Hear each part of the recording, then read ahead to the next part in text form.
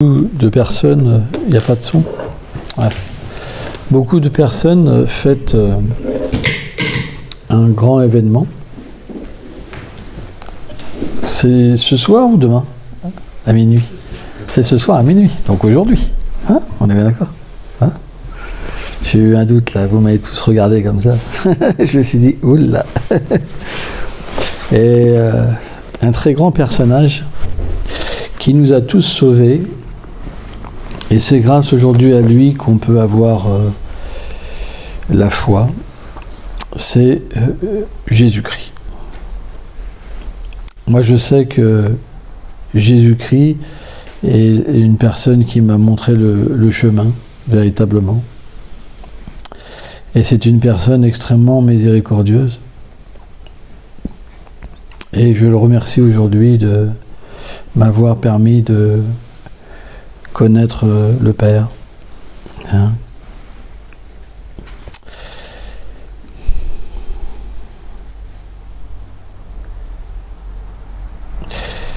Les Védas expliquent une chose qui est très intéressante. C'est que parfois, les personnages comme ça, historiques et extraordinaires, ils apparaissent sur une apparence, mais ils ont aussi une réalité éternelle avec le Seigneur suprême. Mais cette réalité, ils ne peuvent pas forcément la dévoiler pleinement, parce que les gens n'ont pas forcément la qualification pour la comprendre aussi. Alors ils apparaissent comme des sauveurs, comme des personnes qui peuvent libérer tous les êtres, et c'est vrai. Mais ils peuvent donner beaucoup plus que ça. La libération, c'est pas grand-chose de ce que donne un dévot. Un dévot du Seigneur, c'est pas qu'il donne simplement la possibilité de se connecter au Père et de recevoir le pain. En fait, Krishna explique dans un verset, Yogakshem, il dit en fait, à mon dévot qui est abandonné à moi, je maintiens ses possessions et je comble son manque. Mais ce que viennent donner les grandes personnalités avant tout, c'est l'amour de Dieu. Parce que quand l'amour s'éveille, on obtient tout. Alors bien sûr,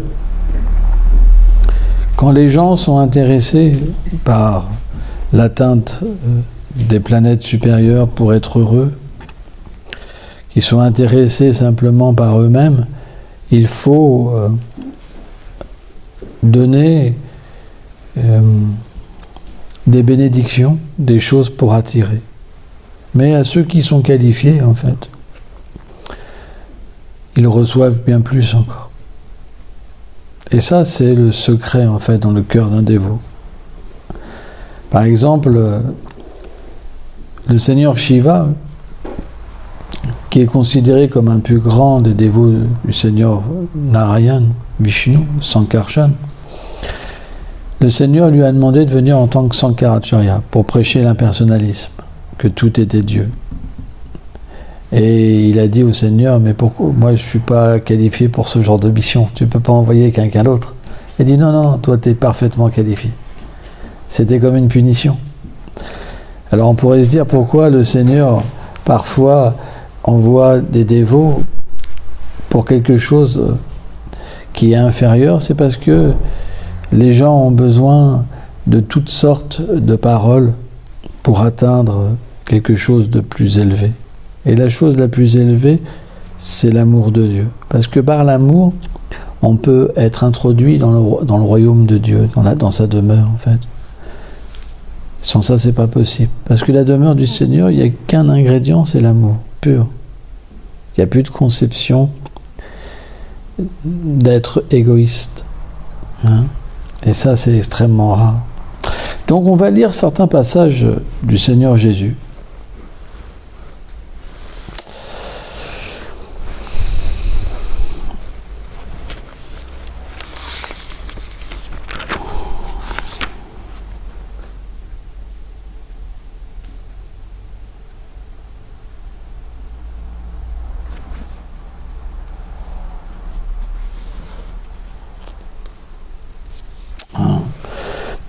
Ça, c'est une parole extraordinaire et qui peut être simplement comprise que quand on rencontre le Seigneur face à face.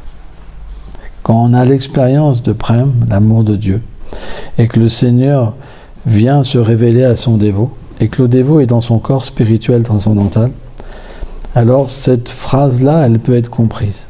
Pas avant, c'est pas possible. Avec une conscience matérielle, on ne peut pas comprendre cette parabole de Jésus. En fait, quand on dit parabole, c'est qu'il y a un sens caché. C'est comme un coffre. La parole, c'est comme un coffre avec un cadenas. Et le cadenas, en fait, il faut avoir la qualification, c'est la pure dévotion. Et à ce moment-là, on peut voir le coffre, ce qui est à l'intérieur du coffre. Mais sans ça, c'est pas possible. C'est ce qu'on appelle parler par parabole.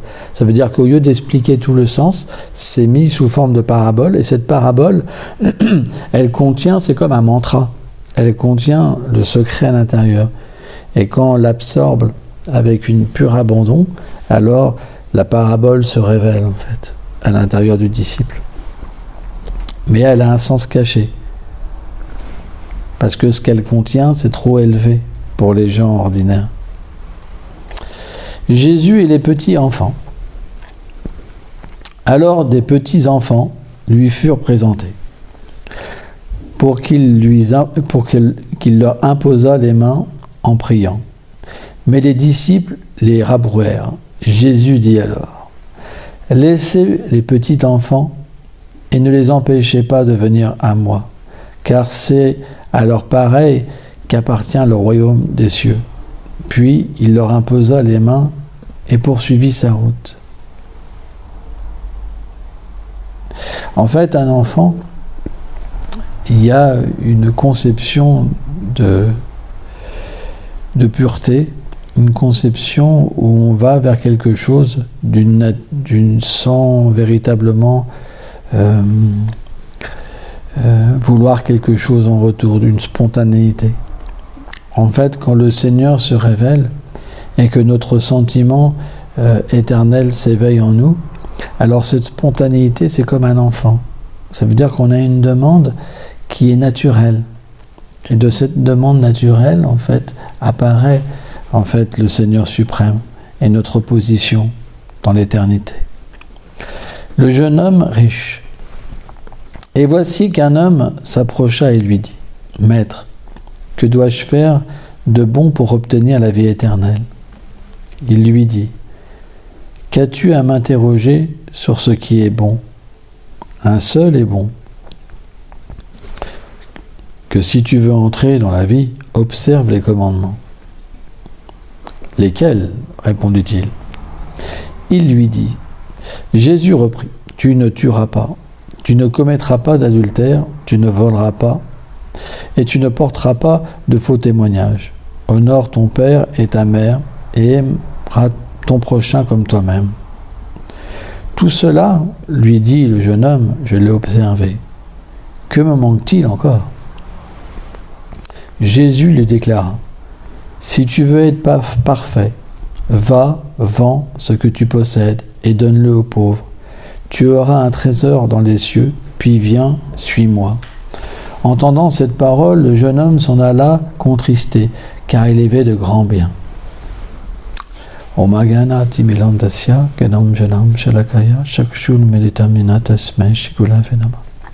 En fait, on ne peut pas entrer dans la demeure du Seigneur tant qu'on a une propriété dans ce monde. Tant qu'on a une conception corporelle de l'existence. Il faut vraiment être pur, complètement pur.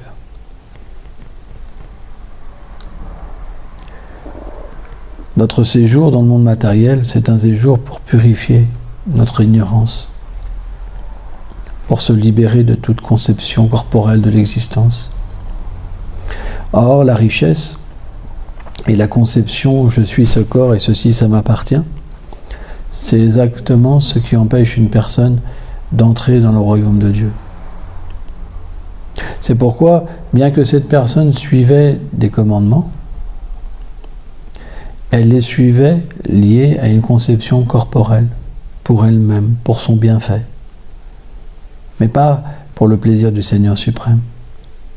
Or, quand on se détache de toute conception et qu'on ne vit plus que pour lui, À ce moment-là, il vit pour nous et on peut entrer dans sa demeure. C'est impossible autrement. Impossible. C'est super élevé, les enseignements de Jésus. C'est super élevé. C'est pour ça qu'il lui a dit, bien que tu suives tout, en fait, tu n'obtiens rien. Débarrasse-toi de toute cette conception corporelle. Et à ce moment-là, tu pourras obtenir. Ça veut dire que bien qu'on puisse pratiquer des choses très élevées, si on agit simplement lié à notre besoin, on n'obtiendra rien. En fait, on peut être à l'endroit le plus élevé et rien obtenir. Rien voir. C'est très mystique. C'est une conception de dévouement. Quand le dévouement est là, tout se révèle. Sans ça, on pourra courir sur la terre entière, aller partout. On ne trouvera simplement qu'une propension à combler des choses qu'on n'arrivera jamais à combler. En fait, un être vivant conditionné, rien ne peut le combler. Parce que Kama, la concupiscence, elle est insatiable. Kama Esha, Klodecha, la Jaguna, Samul Bhava, elle est insatiable. Vous avez beau lui donner de la nourriture, elle en veut toujours plus. C'est comme mettre de l'essence dans la gasoline. C'est pour ça, les gens pensent qu'en trouvant des biens matériels, une femme, un mari, des enfants, ils vont trouver le bonheur, mais ça ne fera aucun effet. Ça sera juste une désolation. C'est pour ça, la principale qualité d'un dévot, c'est naturellement, une de ses qualités, c'est le détachement. Parce que sa seule possession, c'est le Seigneur. Et l'amour pour le Seigneur. Il n'a rien d'autre. Dès qu'on veut lui donner quelque chose, il voit simplement comme une punition, en fait. Parce que rien ne peut le satisfaire, à part ce qui est pur. Il ne peut jamais trouver le bonheur avec des choses mixtes, avec des gens qui sont mixtes, qui ont une dévotion mixte. Jamais. Il ne pourra jamais rester dans un endroit comme ça. Parce qu'automatiquement, quand les gens sont mixtes, ils font des activités qui sont proches de l'activité impie tout le temps. La vie sexuelle, le fait de manger des choses qui ne sont pas bonnes, boire des choses qui ne sont pas bonnes, parler de choses qui ne sont pas bonnes, agir pour des choses qui sont simplement centrées sur soi-même. Quand on a une vie mixte, on voit que notre intérêt. On va dans un lieu que pour notre intérêt. Alors, bien sûr, il y a toujours Dieu, mais il est en second plan. Parce que quand le Seigneur est là, on n'a pas besoin, on a besoin de rien en fait. On a simplement besoin d'un endroit où il est vraiment présent et où il y a ses purs dévots. C'est la seule chose qu'on a besoin, c'est d'entendre ses gloires pures. D'être au contact de personnes qui sont élevées spirituellement. Mais quand on a des désirs et qu'on a des possessions, qu'on a des qualités et qu'on se les approprie, à ce moment-là, l'illusion vient. Si par exemple vous avez une belle voix ou si vous avez des talents et que vous pensez que c'est à vous, alors vous nourrissez en fait votre faux ego. Et ce faux ego, cette fausse nature, elle vous empêche d'entrer dans le royaume de Dieu. C'est pour ça que les paroles de Jésus, elles sont très difficiles à comprendre pour quelqu'un qui est attaché à la matière. Il va les entendre différemment. Mais, en fait, dans la voie de la pure dévotion, on comprend les enseignements de Jésus à un très très haut niveau. Jésus est un pur dévot. En fait, on dit Saktyavesh Avatar, ça veut dire qu'il reçoit le pouvoir du Seigneur pour accomplir une mission. Vibhuti. Il reçoit le pouvoir de Dieu. Mais il n'est pas Dieu non plus. Parfois, le Seigneur agit à travers lui. Parfois, c'est lui aussi. Par exemple, quand Lazare, il devait accomplir un miracle et que Lazare était décédé et qu'il avait été mis dans un caveau, il n'a pas dit « je suis Dieu », il a dit « au Seigneur, faites qu'il reprenne vie ». C'est très intéressant. Jamais il a dit qu'il était Dieu. Mais le Seigneur s'est servi de lui. Donc parfois le Seigneur agissait directement et parfois il agit aussi en tant qu'un dévot. C'est pour ça que ces personnages-là, historiques, sont très difficiles à comprendre. Extrêmement difficiles à comprendre. Et les gens sont parfois un peu perdus. Parfois dans la chrétienté, Jésus est un prophète, parfois il était un fils, parfois il était Dieu. Ça a changé au fil des temps. Vous pouvez regarder sur Internet, c'est très intéressant la position qu'il lui attribuait. Pourquoi ? Parce que c'est une réalité.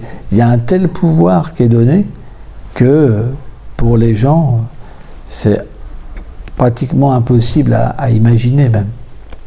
En fait, dans la philosophie Vaishnava, védique, le premier être, donc le fils, on pourrait dire le fils de Dieu, quelque part, c'est Brahma. Et Brahma, c'est le sous-créateur de l'univers.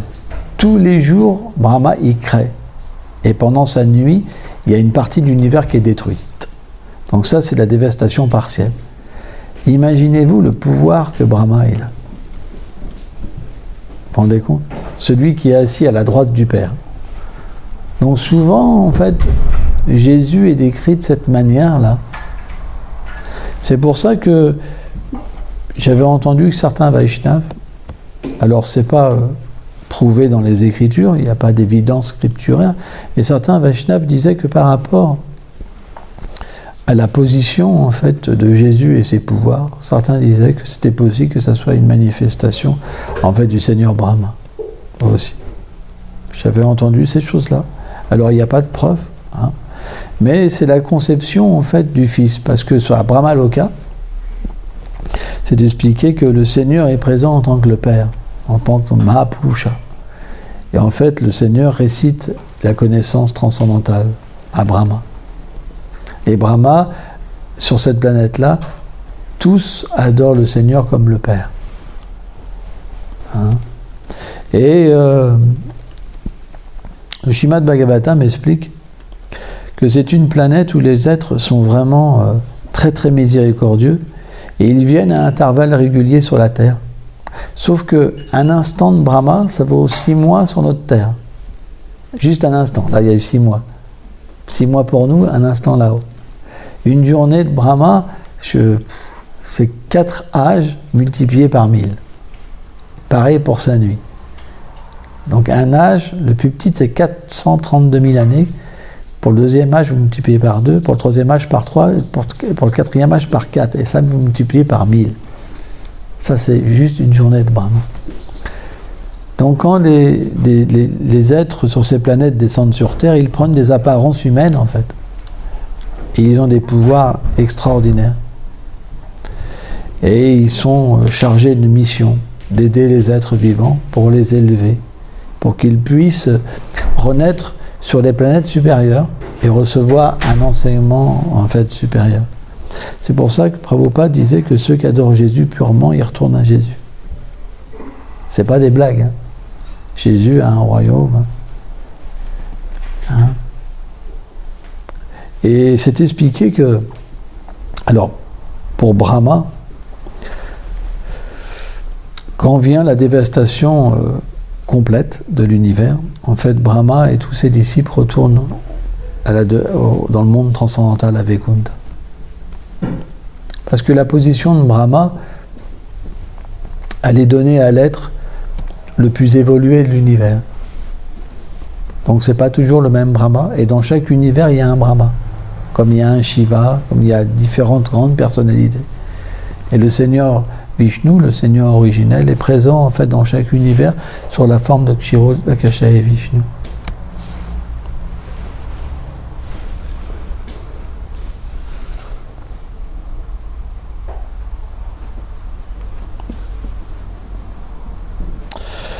Récompense promise au détachement. Alors, prenant la parole, Pierre lui dit, « Voici que nous avons tout laissé et nous t'avons suivi. Quelle sera donc notre part ?» Jésus leur dit, « En vérité, je vous le dis, à vous qui m'avez suivi dans la régénération, quand le Fils de l'homme siégera sur son trône de gloire, vous siégerez vous aussi sur 12 trônes pour juger les 12 tribus d'Israël. Et quiconque aura laissé maison, frères, sœurs, père, mère, enfants ou champs à cause de mon nom recevra bien davantage et aura en héritage la vie éternelle. Beaucoup de premiers seront derniers et derniers seront premiers. » Donc ça revient un petit peu de ce qu'on a dit. Hein. C'est abandon, vraiment. C'est abandon. L'abandon de la fausse conception. Tout appartient à Dieu. C'est une illusion de penser que même notre corps nous appartient. Parce que tout est l'énergie du Seigneur, directement et indirectement. Donc, quand on pense que quelque chose nous appartient, on est comme un voleur. Ou comme une personne qui veut son propre royaume, mais pas le royaume de Dieu. Donc, quand toutes les conceptions disparaissent et que le Seigneur apparaît véritablement dans notre vie, on comprend et son royaume vient habiter notre cœur. Et naturellement, on se détache de toute illusion. On voit la vérité. On voit que les êtres, ils vont tous disparaître. C'est juste question de temps. On voit qu'ils sont l'âme. Ils sont la réalité. L'âme est une personne.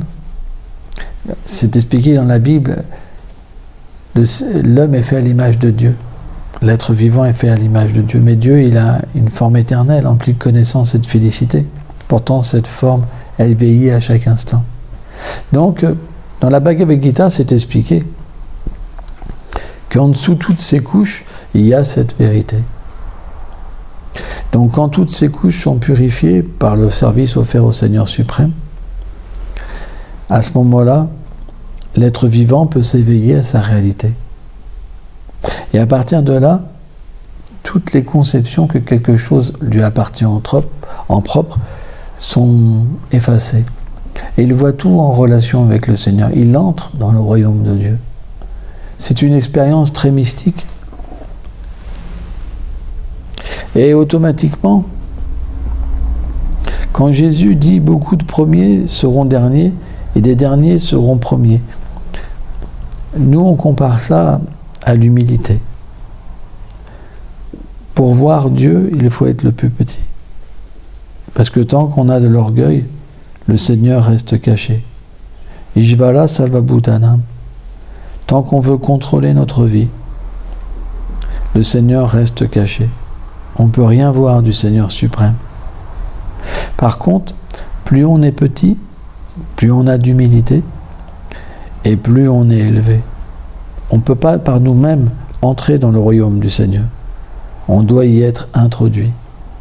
Et ça, c'est par la petitesse, par l'humilité. Et l'humilité se traduit par le fait d'offrir un service aux dévots du Seigneur.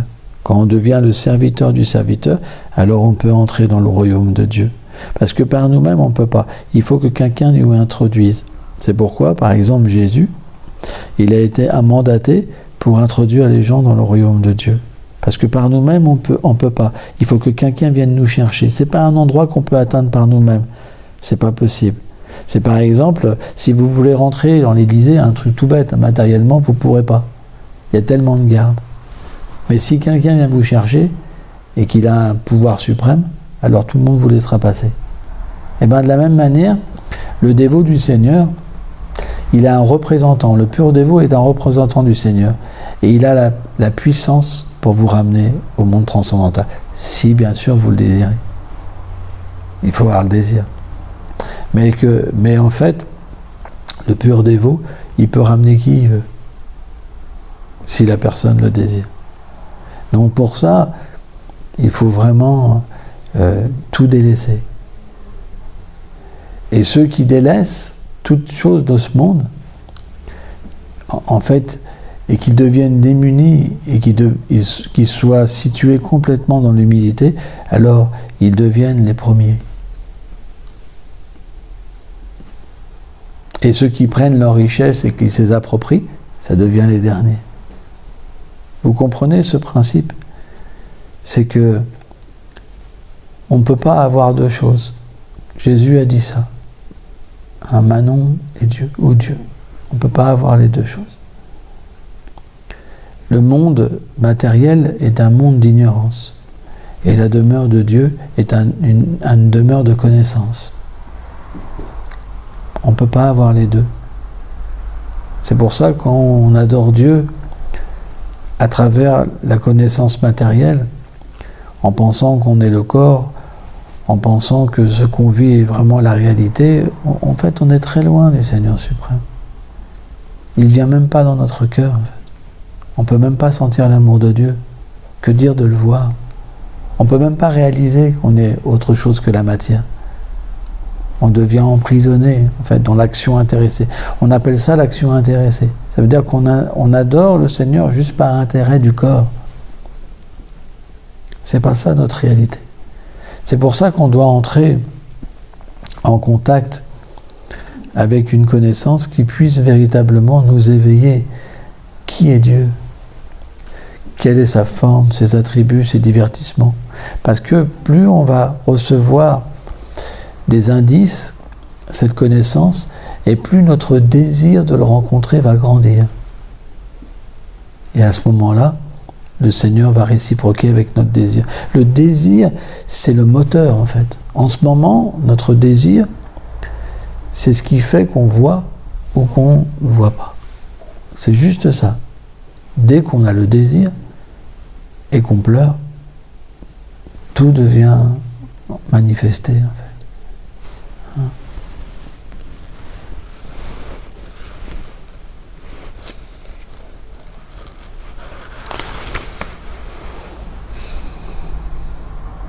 Ah, ça c'est merveilleux. J'adore. L'obole de la veuve. S'étant assis face au trésor, il regardait la foule mettre de la petite monnaie dans le trésor. Et beaucoup de riches en mettaient abondamment. Survint une veuve pauvre, qui y mit 2 piécettes, soit un quart d'as. Alors il appela à lui ses disciples et leur dit: En vérité, je vous le dis, cette veuve qui est pauvre a mis plus que tous ceux qui mettent dans le trésor. Car tous ont mis de leur superflu, mais elle, de son indigence, a mis tout ce qu'elle possédait, tout ce qu'elle avait pour vivre. Vous vous rendez compte? C'est incroyable. Et bien de la même manière, on a tous des capacités spirituelles, dues à nos vies passées. Certains peuvent accomplir beaucoup de services parce qu'ils ont un physique fort. D'autres ont beaucoup d'intelligence. Certains chantent bien, ceci, cela. Il y en a, bien qu'ils ont beaucoup de qualités, ils donnent très peu pour Dieu. Et ça paraît énorme.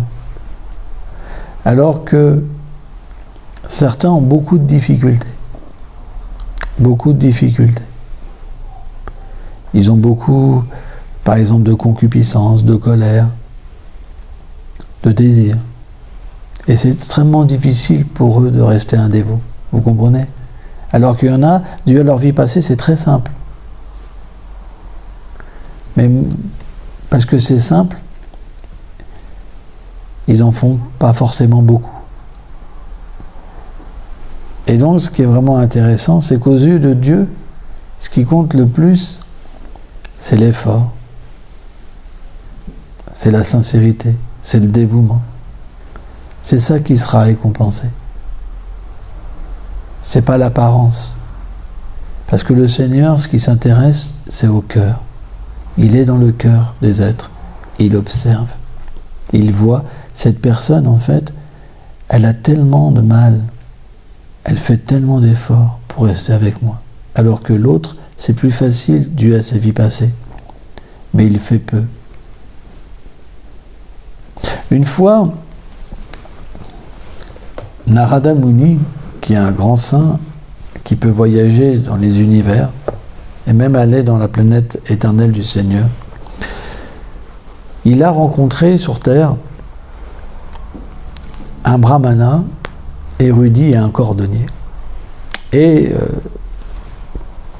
pour les gens qui appartiennent à des castes, des conceptions corporelles de naissance, le cordonnier, c'est quelque chose de très impur parce qu'il travaille avec le cuir, la peau des bêtes, vous comprenez? Alors que les brahmanas, ils sont dans le temple, ils font des mantras, ils font toutes sortes d'adorations toute la journée, toute la journée, toute la journée. Et donc, il avait rencontré ce brahmana. Et le brahmana, donc, quand il a vu Narada Muni, il était vraiment en extase, il l'a reçu, il a baigné les pieds, etc. Et il lui a dit, avant que Narada parte, il lui a dit, s'il te plaît, je sais que vous allez voir le Seigneur. Si vous le voyez, demandez-lui dans combien de temps je vais pouvoir revenir à lui. Et le brahmana, il était sûr de revenir dans cette vie. Et puis, il a vu le cordonnier. Donc, le cordonnier l'a reçu, etc. Et donc, le cordonnier se considérait très déchu, extrêmement déchu, très humble, vraiment humble, presque comme un intouchable. Mais il avait une dévotion très belle pour le Seigneur. Et donc, Narada Muni, donc il lui a posé cette question, je vais bientôt voir mon Seigneur, est-ce que tu voudrais savoir quand est-ce que tu vas revenir auprès de lui? Il dit, oh tu sais, moi il me faudra tellement d'existence, je suis tellement impur. En fait, il n'avait même pas envie d'entendre, tellement qu'il se condamnait lui-même. En fait. Et puis quand Narada Muni, il a été voir le Seigneur, il a posé la question au Seigneur, et il a été étonné. Parce que le Seigneur lui a dit, le cordonnier reviendra dans cette vie à moi, alors que le brahmana, il lui offrira des milliers de vies. Donc il était étonné, il dit, mais pourquoi? Il dit, tu découvriras par toi-même. Quand ils te demanderont, quand ils te poseront cette question, et que tu leur donneras ma réponse, alors tu pourras comprendre. Donc Narada Muni est revenu sur Terre, avec intrigué.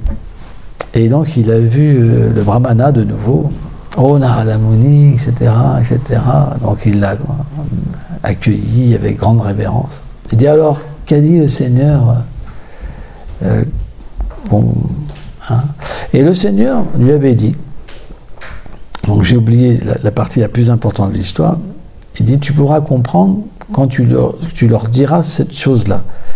Ils vont te demander, qu'est-ce que faisait le Seigneur à ce moment que tu l'as vu? Et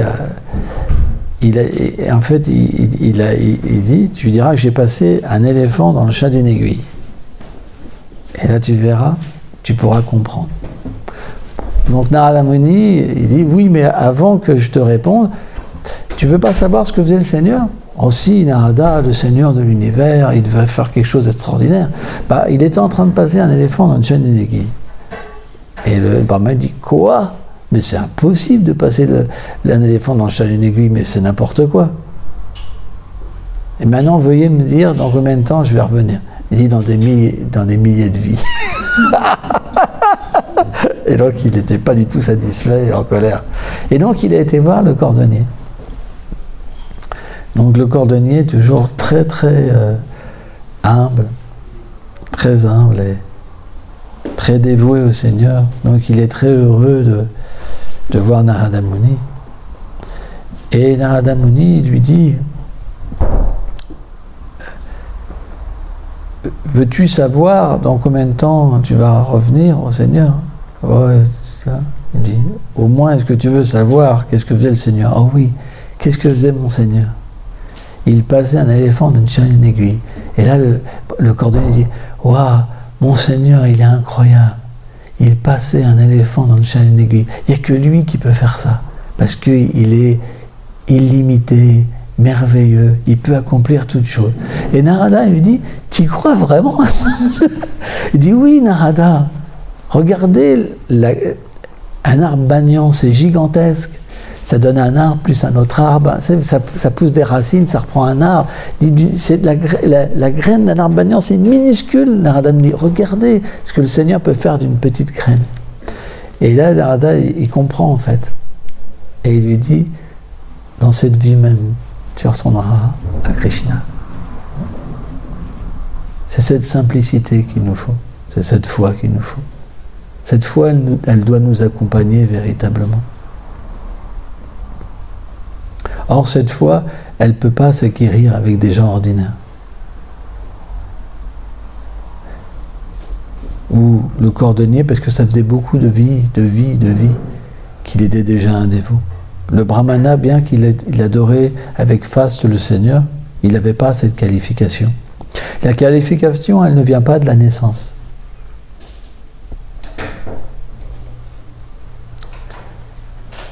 Elle vient de ce qu'une personne a parcouru dans ses vies. On appelle la foi. Et cette foi, quand elle est forte, elle ne peut jamais faire tomber une personne. Vous pouvez regarder la vie d'une personne et vous pouvez voir sa foi. Quelqu'un qui a la foi, il tombe plus. Une fois qu'il rencontre Dieu, jamais plus il est attiré par le monde matériel. Mais quelqu'un qui n'a pas cette qualification, il tombe en fait. Il redevient attiré par l'énergie matérielle. Donc on doit véritablement cultiver la foi. C'est très important. Et cette foi, c'est l'humilité. L'humilité, c'est de voir le Seigneur partout, dans l'environnement. De l'accepter. Or, quelqu'un qui n'a pas cette qualification, il perd sa foi. Parce qu'il ne peut plus voir à un moment, il ne peut plus reconnaître le Seigneur. Il dit là, j'y crois plus, j'en ai marre, j'ai été triché. Mais en fait, on n'est jamais triché. C'est simplement parce qu'on a des qualifications différentes. Il y en a qui voient la miséricorde, et il y en a qui voient la tricherie. Mais on n'est jamais triché. Parce qu'on est dans un environnement dû à nos vies passées. Et cet environnement, quand on a la foi, on la voit comme la miséricorde du Seigneur. On n'a pas besoin de changer tout le temps d'environnement. Parce qu'en fait, quand on change d'environnement, c'est qu'on se bat avec l'environnement. Parce qu'on n'arrive pas à voir le Seigneur dans l'environnement, donc on souffre. Et on pense, en fait, en changeant d'environnement, que les choses vont changer. Mais on apporte notre problème simplement dans un autre endroit. Et c'est pour tout le monde pareil, c'est pas pour une personne, pour deux. Par exemple, souvent on rencontre des gens qui changent d'environnement, et vous avez tous les gens qui les regardent, tiens, lui il est en train de changer d'environnement, mais ils ne voient pas que lui-même il a le même problème. Vous comprenez? En fait, on fait tout ça constamment. On essaye de changer. On se bat tout le temps contre l'environnement. On devrait au contraire s'adapter à l'environnement. Et quand on dit s'adapter, c'est voir la miséricorde. Voir qu'en fait, que le Seigneur nous donne toutes ces choses dues à nos vies passées. La maladie, c'est dû à notre vie passée. Toutes les choses qu'on obtient, c'est dû à notre vie passée. Mais quand on n'a pas cette qualification, alors on se bat. On s'en prend après tout le monde. Et finalement, on cherche un moyen matériel pour échapper aux choses. Mais le moyen, il est là. Le chant des saints noms. La pure pratique spirituelle. C'est là notre sortie. Ce n'est pas une sortie matérielle. Ce n'est pas l'environnement qui nous permettra d'évoluer véritablement, si on en jouit. En fait, dans cet environnement, le Seigneur se révèle. Et le Seigneur se révèle d'une certaine manière, selon la religion qu'on accepte. Et cette pratique, c'est de cette manière-là qu'on va pouvoir s'adapter à l'environnement, par la pratique. En fait, le chant, quand on écoute le chant et qu'on purifie nos sens, notre intelligence, notre mental, alors ce chant, quand il s'infuse en nous, il éveille la conscience pour voir la vérité. Et à ce moment-là, on n'a besoin de rien, de personne. On devient libéré. C'est pas quelqu'un d'extérieur qui va pouvoir nous libérer. Les gens nous trichent dans ce monde. Ils disent, ouais, viens à moi, tu vas voir, je vais faire toute ta vie un merveilleux. Mais quel pouvoir a cette personne à faire ça? C'est juste un sot qui peut penser ça. Vous comprenez? C'est juste quel pouvoir quelqu'un est là. Il n'arrive même pas, une personne, à se maintenir lui-même. Plein de concupiscence, plein de ceci. Mais quel pouvoir une personne à faire ça? C'est parce qu'en fait, on prend le place de Dieu. On n'a aucun pouvoir de donner du bonheur à quelqu'un.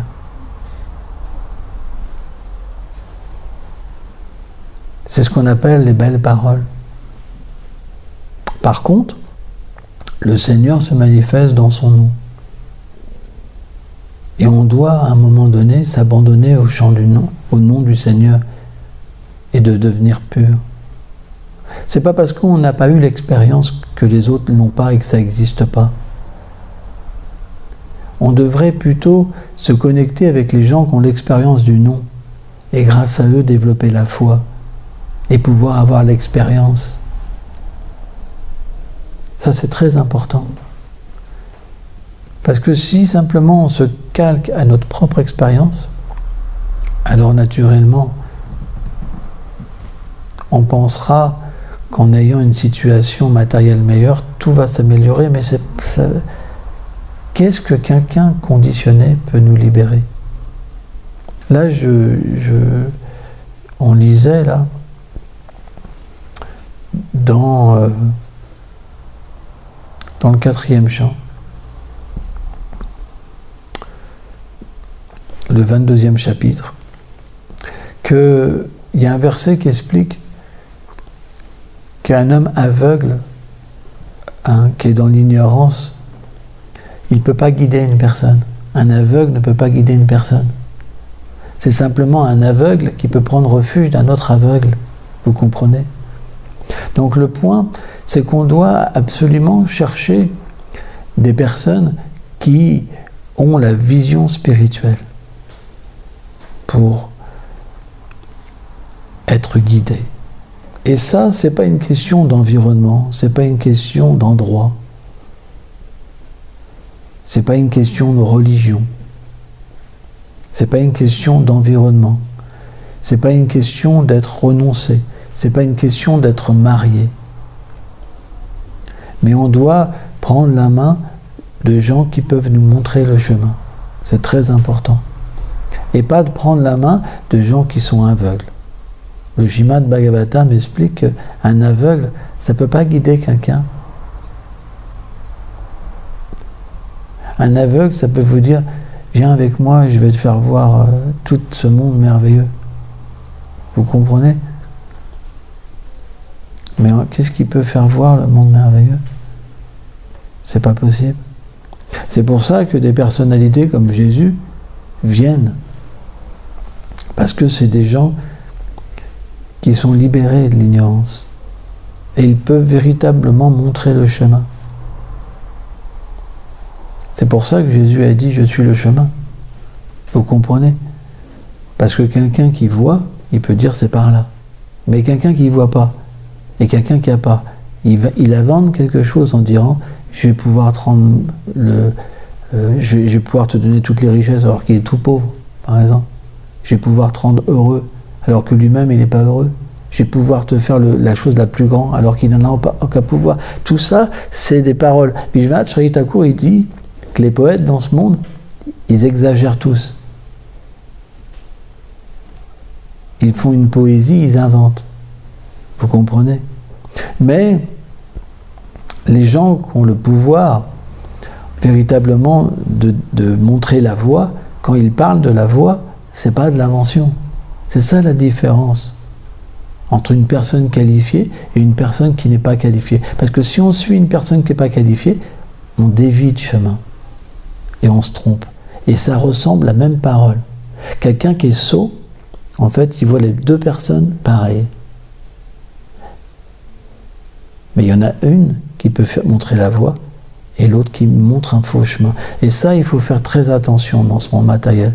Parce que constamment, vous aurez des êtres, naturellement, qui vont se dire Dieu, ou se dire ceci, ou se dire cela. Pourquoi ? Parce que c'est la nature de l'âme conditionnée de tricher. C'est une des 4 imperfections de l'âme. C'est de tricher. On ne peut pas faire autrement. Quand on est conditionné, on est obligé de tricher les gens. C'est la nature. Il y a 4 défauts, et c'est un des défauts. Hein. Donc, c'est pourquoi, en fait, les paroles de Jésus, elles sont tranchantes. Toutes les paroles des dévots sont tranchantes.